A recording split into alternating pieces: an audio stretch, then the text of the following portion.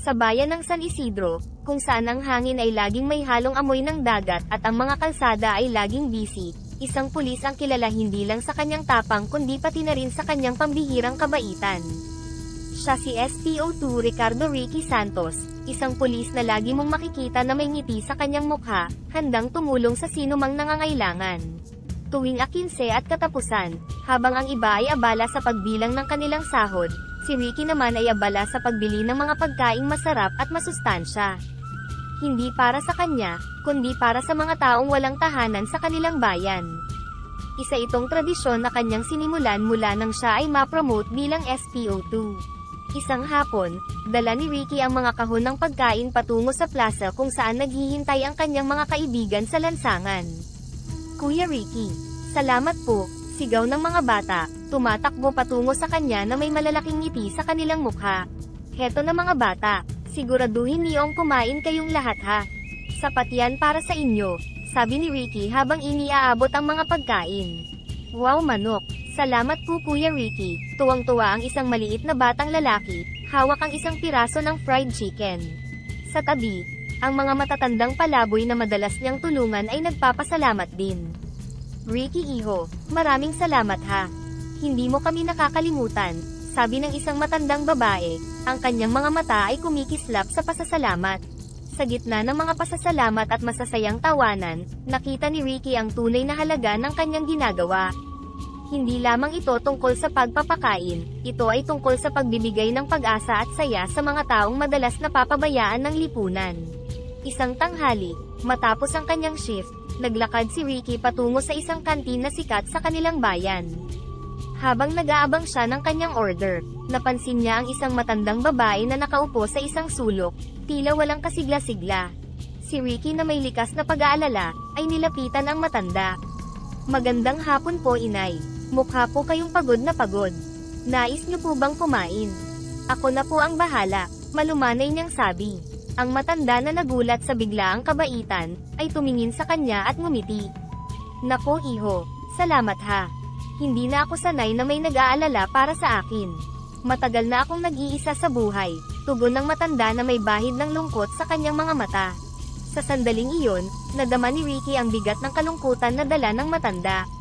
Naupo siya sa tabi nito at sinabing, walang anuman po inay. Hindi po tama na may gutom lalo na sa ating bayan. Kwento naman po kayo, habang hinihintay natin ang pagkain. Nag-usap sila at sa bawat salitang binibitawan ng matanda, lalo niyang nakikita ang realidad ng buhay na madalas niyang nakakalimutan dahil sa busy niyang schedule. Nalaman niya na ang matanda ay si Aling Celia, na noon ay may maliit na tindahan ngunit nawala ang lahat nang siya ay nalinlang ng isang kamag-anak. Alam mo iho, masakit mang isipin, pero ganoon talaga ang buhay. May mga taong sadyang mapang-abuso, mahinang sabi ni Aling Celia, ang kanyang mga mata ay lumuluha. Habang pinakikinggan si Aling Celia, naramdaman ni Ricky ang isang malakas na tawag sa kanyang puso na gumawa ng higit pa. Hindi lamang sa pagkakataong ito, kundi bilang isang misyon sa kanyang buhay. Naiintindihan ko po kayo Inay Celia. At nangako po ako, hindi lang po sa inyo kundi sa aking sarili, na gagawin ko ang lahat para makatulong sa mga nangangailangan. Hindi lang po sa salita kundi sa gawa, buong pusong sabi ni Ricky. Sa simpleng tanghalian na iyon, hindi lamang pagkain ang naibahagi ni Ricky kundi pati na rin ang kanyang oras at pakikiramay. At para kay Aling Celia, ito'y isang biyaya na hindi niya inaasahang matatanggap pa sa kanyang nalalabing mga taon. Lumipas ang oras at pareho silang nabusog hindi lamang sa pagkain, kundi pati na rin sa magandang samahan. Nang magpaalam si Ricky, may ngiti sa mukha ni Aling Celia, isang ngiti na bihira niyang ipakita. Nagpatuloy si Ricky sa kanyang gawain, hindi lamang bilang isang pulis kundi bilang isang anghel sa mga taong tulad ni Aling Celia. At habang naglalakad siya pabalik sa presinto, may kakaibang sigla sa kanyang hakbang, isang sigla na bunga ng pagkakaroon ng bagong layunin sa buhay. Pagkatapos ng kanyang shift kinabukasan, bumalik si Ricky sa lugar kung saan niya unang nakita si Aling Celia. Sa kanyang pagkadismaya, hindi niya ito nakita sa karaniwang pwesto nito. Nag-alala siya, nagtataka kung ano na ang nangyari sa matanda. Habang naglalakad siya pauwi, napansin niya ang isang payat na matanda na nakaupo sa ilalim ng isang lumang puno. Lumapit siya at nakilala ang matanda. Inay Celia, kayo po ba yan? Bakit po kayo nandito? Hindi po ba mas mabuti kung nasa isang mas ligtas na lugar kayo? Tanong ni Ricky, puno ng pag-aalala. Ricky, ikaw pala. Walang problema, iho. Dito lang ako nakaupo nagpapahinga. Mas gusto ko ang hangin dito. Nakakapag-isip ako ng mabuti. Mahina ngunit matatag na sagot ni Aling Celia. Umupo si Ricky sa tabi niya. Inay, gusto niyo po bang samahan ko kayo? Baka po may maitulong ako. Sa kanilang pag-uusap, mas lumalim ang kanilang koneksyon. Ibinahagi ni Aling Celia ang mga kwento ng kanyang nakaraan, kung paano siya lumaban sa mga pagsubok ng buhay. Nakita ni Ricky ang lakas ng loob at katatagan sa mga mata ng matanda, isang bagay na hinangaan niya ng labis. Inay Celia, ang tapang niyo po pala. Hindi po biro ang mga pinagdaanan niyo, sabi ni Ricky, puno ng paghanga. Iho, parte lang yan ng buhay. Lahat tayo may kanya-kanyang pagsubok. Ang mahalaga hindi tayo susuko, sagot ni Aling Celia, na may ngiti ng pag-asa. Tumahimik sila sandali, parehong nilulunod ng mga sariling iniisip.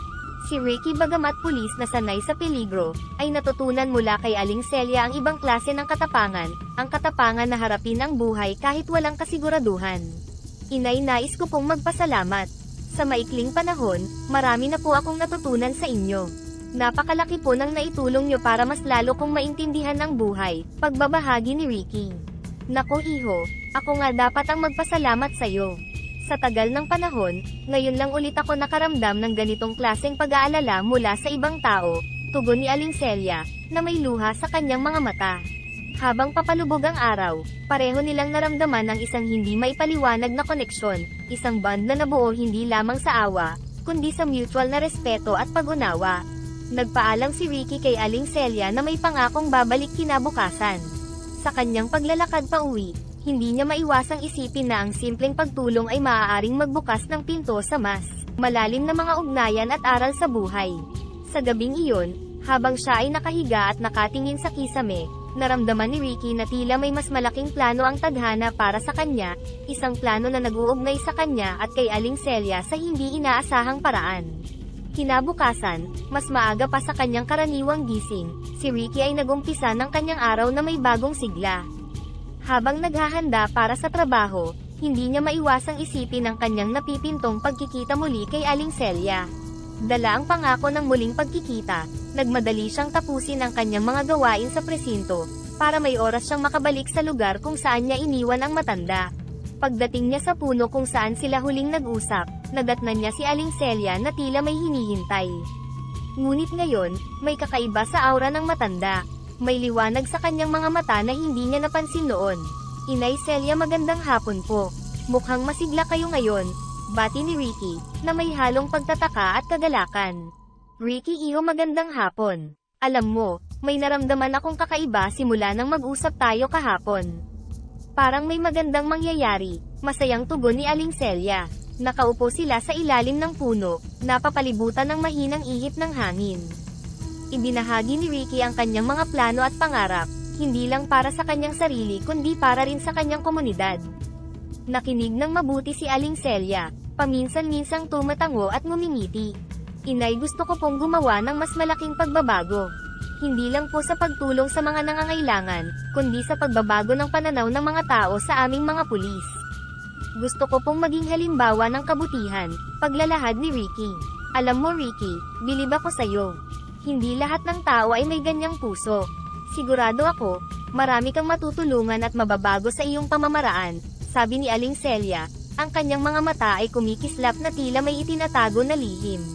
Habang lumalalim ang kanilang usapan, biglang nagbago ang anyo ni Aling Celia. Ang dating marupok na matanda ay unti-unting naging isang kahanga-hangang nilalang na may di pangkaraniwang ganda. Si Ricky, bagamat nagulat, ay hindi naramdaman ang takot. Ako si Diwata Mayumi, sugo ni Bathala. Napili ka Ricky, dahil sa iyong pambihirang kabutihan ng puso. Bibigyan ka ng regalo na magbibigay daan para sa iyong mga adhikain, pagbubunyag ni Mayumi sa kanyang tunay na anyo. Si Ricky, bagamat nalilito, ay naramdaman ng isang malalim na kapayapaan. Paano po ba Diwata Mayumi? Ano po ang dapat kong gawin? Inilabas ni Mayumi ang isang kumikinang na bato. Ito ang bato ng pagpapala. Isipin mo lamang ang kabutihang nais mong ipamahagi, at ang bato ay magbibigay sa iyo ng kakayahan para ito'y maisakatuparan, paliwanag niya.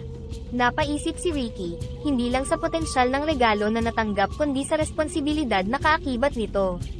Diwata Mayumi, nangangako po ako na gagamitin ko ang regalo na ito para sa kabutihan. Hindi ko po sasayangin ang pagkakataong ito. Sumang-ayon si Mayumi, tila ba nakita niya ang sinseridad at determinasyon sa puso ni Ricky. Alam kong gagamitin mo ito sa tama, Ricky. Nasa iyo ang aking tiwala. Habang papalayo si Mayumi, si Ricky naman ay nanatiling nakaupo, hawak ang bato ng pagpapala, puno ng paghanga at pasasalamat. Ngayon higit pa sa pagiging isang pulis, nadama niya ang bigat at karangalan ng pagiging isang pinagkalooban ng biyayang maaaring magbago ng mundo.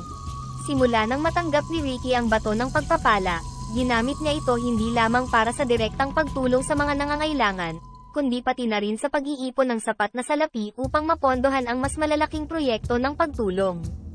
Sa kanyang pagsisikap, nakabuo siya ng isang fund na naglalayong suportahan ang mga mahihirap at mga proyektong pangkomunidad. Ngunit, habang lumalaki ang kanyang tulong, lumalaki rin ang mga tanong tungkol sa pinagmulan ng kanyang kayamanan. Sa loob ng presinto, hindi maipaliwanag ng ilan sa kanyang mga kasamahan, kung paano nagkaroon ng ganitong kalaking halaga ang isang simpleng pulis tulad ni Ricky. Isang araw, habang nagpaplano si Ricky ng isang feeding program para sa mga batang lansangan, nilapitan siya ng ilang kasamahan sa presinto. Ricky, pwede ba tayong mag-usap? Tanong ni Lieutenant Mendoza, isang opisyal na kilala sa kanyang istriktong paninindigan. Opo, Lieutenant Mendoza. Ano po ang maipaglilingkod ko? Tanong ni Ricky, na may bahid ng kaba. Diretsohin na kita, Ricky. Saan mo nakuha ang perang ginagamit mo sa mga tulong na ito? Hindi lingid sa amin na malaki ang mga halagang inilalabas mo para sa mga proyekto, seryosong tanong ni Lieutenant Mendoza. Ramdam ni Ricky ang bigat ng bawat titig at tanong mula sa kanyang mga kasamahan. Lieutenant Mendoza, naiintindihan ko po ang inyong pag-aalala. Ang perang ginagamit ko po ay mula sa aking personal na savings at tulong mula sa ilang kaibigan, na naniniwala sa aking mga adhikain, paliwanag niya, ngunit alam niyang hindi ito sapat para pawiin ang kanilang mga duda. Ricky, alam mo naman siguro na hindi ito ang unang beses na may nagtanong tungkol dito. Kailangan namin ng mas malinaw na paliwanag. Hindi normal ang biglaang pagkakaroon ng malaking halaga ng pera lalo na sa isang pulis na tulad mo, dagdag ni Sergeant Reyes, isa pang kasamahan. Napaisip si Ricky. Alam niya na ang katotohanan tungkol sa bato ng pagpapala ay maaaring hindi tanggapin o maunawaan ng lahat. Naiintindihan ko po ang inyong mga pangamba, at handa akong magpaliwanag sa tamang forum. Lahat ng aking ginagawa ay para sa kabutihan ng ating komunidad, matatag niyang sagot. Pagkatapos ng pag-uusap, nag-iisa si Ricky at malalim ang pagmumuni-muni. Nais niyang ipagtanggol ang kanyang integridad at ang kabutihan na nais niyang ipalaganap. Ngunit sa isang sulok ng kanyang isip, nag-aalala siya sa posibleng mas malaking pagsubok na kanyang haharapin. Paano niya ipapaliwanag ang lihim ng bato ng pagpapala, nang hindi nalalagay sa panganib ang tiwala ng mga tao sa kanya? Habang tumitindi ang mga bulong at haka-haka sa presinto, naramdaman ni Ricky ang lumalaking pangangailangan na protektahan hindi lamang ang kanyang reputasyon, kundi pati na rin ang lihim ng bato ng pagpapala. Naisip niya na ang pagkakaroon ng malinaw at matibay na plano ay mahalaga, upang maipaliwanag ang pinagmulan ng kanyang kayamanan, nang hindi ibinubunyag ang tunay na kapangyarihan ng bato. Nagpasya si Ricky na kausapin si Lieutenant Mendoza at Sergeant Reyes ng masinsinan. Lieutenant Mendoza, Sergeant Reyes, nais ko sanang magkaroon tayo ng pagkakataon na mag-usap ng masinsinan. Alam kong marami kayong tanong, at nais kong magbigay linaw sa abot ng aking makakaya, paanyaya ni Ricky. Sa isang tahimik na lugar, malayo sa mga mapanuring mata ng ibang kasamahan, muling ipinaliwanag ni Ricky ang kanyang layunin, at ang kanyang mga ginagawa para sa komunidad. Binigyang diin niya na ang kanyang mga inisyatibo ay resulta ng kanyang pagpupursigi at tulong, mula sa mga individual at grupo na naniniwala sa kanyang adhikain. Alam kong mahirap paniwalaan na sa isang iglap, ay nagkaroon ako ng ganitong kapasidad na tumulong. Ngunit, nangako ako na ang bawat sentimo ay mapupunta sa mga nararapat na proyekto, at tao. Kung kinakailangan, handa akong magbigay ng detalyadong ulat sa pinansyal na aspeto ng mga proyektong ito, pagpapaliwanag ni Ricky. Sina Lieutenant Mendoza at Sergeant Reyes, bagamat may mga reserbasyon, ay nakinig ng mabuti. Ricky, hindi maipagkakaila ang kabutihan ng iyong mga ginagawa. Subalit, Bilang mga pulis, tungkulin natin na siguruhin na walang anumang iligal na aktibidad ang nagaganap, lalo na sa loob ng ating hanay, sabi ni Lieutenant Mendoza. Opo, naiintindihan ko po yon. At bilang pagtugon, handa akong makipagtulungan sa inyo para sa anumang kinakailangang investigasyon. Ang mahalaga sa akin ay mapanatili ang integridad, hindi lamang ng aking pangalan kundi pati na rin ng ating presinto, tugon ni Ricky.